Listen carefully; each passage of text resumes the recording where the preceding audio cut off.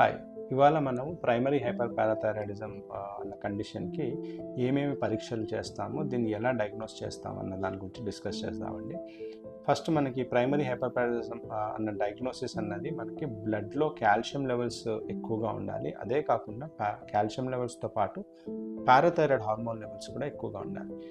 ఈ రెండు ఎక్కువగా ఉన్నాయి అంటే అప్పుడు మనకి డయాగ్నోసిస్ కన్ఫర్మ్ అవుతుంది ప్రైమరీ హైపర్ పారాథైరాయిడిజం అని.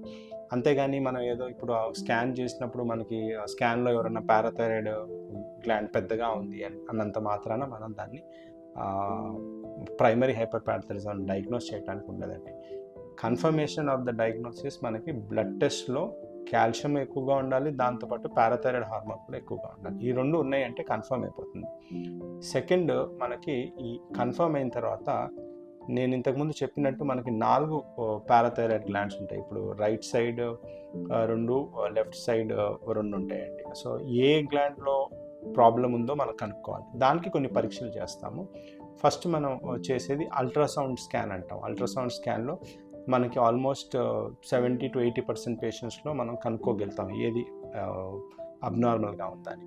సో అది మనం కన్ఫర్మ్ చేసుకోవడానికి ఇంకో టెస్ట్ చేస్తాము, పారాథైరాయిడ్ సింటిగ్రఫీ ఆర్ సెస్టమీ స్కాన్ అంటాం.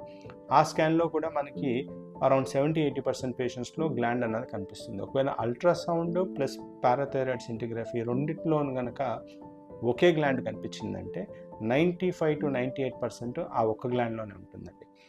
ఇప్పుడు మనకి పారాథైరాయిడ్ ప్రాబ్లం ఉన్న పేషెంట్స్లో నేను అన్నట్టు 4 గ్లాండ్స్ ఉన్నాయి కదా, 85 to 90% పేషెంట్స్లో ఒకే గ్రంథిలో ప్రాబ్లం ఉంటుంది. సో ఆ గ్రంథి మొత్తం మనం తీస్తే సరిపోతుంది, మనకి మిగతా 3 గ్లాండ్స్ అలానే ఉండిపోతాయి. సో కామన్ ప్రాబ్లం వచ్చేసి ఒక్క గ్లాండ్లోనే ప్రాబ్లం ఉంటుంది. సో దానికి ఈ యూజువల్ టెస్ట్తోని చాలామంది పేషెంట్స్లో కనిపించేస్తాయి. కొంతమంది పేషెంట్స్లో మనకి అల్ట్రాసౌండ్లో కనిపించవచ్చు, కనిపించకపోవచ్చు. పారాథైరాయిడ్ సింటిగ్రఫీలో చూసినప్పుడు మనకి రైట్ అని చూపించవచ్చు, అల్ట్రాసౌండ్లో లెఫ్ట్ అని చూపించవచ్చు. ఇలా మనకి డౌట్ఫుల్గా ఉన్నప్పుడు మనం ఇంకొక స్కాన్ చేస్తాము, దాన్ని 4D సిటీ స్కాన్ అంటాము. లేదంటే కొంతమంది పేషెంట్స్లో కోలిన్ పెట్ సిటీ. ఇప్పుడు ఆ కోలిన్ పెట్ సిటీ అన్నది దానికి సెన్సిటివిటీ స్పెసిఫిసిటీ ఎక్కువగా ఉంటుంది. So we prefer in Apollo to do choline PET CT అండి. సో ఈ 2 టెస్ట్లో మనకు ఆల్మోస్ట్ 90 to 95% ఆఫ్ ద పేషెంట్స్లో కనిపించేస్తుంది. అలా అన్నప్పుడు ఒక 5 to 10% పేషెంట్స్లో మనం ఏ టెస్ట్ చేసినా కనిపించకపోవచ్చు.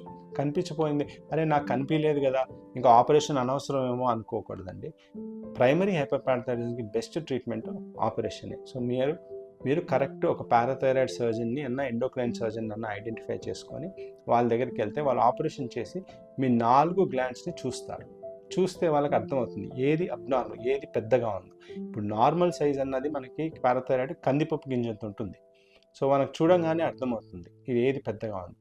సో అప్పుడు మనం ఆ పెద్దగా అయింది మట్టును తీసేస్తే మీకు ఈ కండిషన్ అన్నది క్యూర్ అయిపోతుంది, మీ లైఫ్ కూడా బాగా ఇంప్రూవ్ అవుతుందండి. Thank you.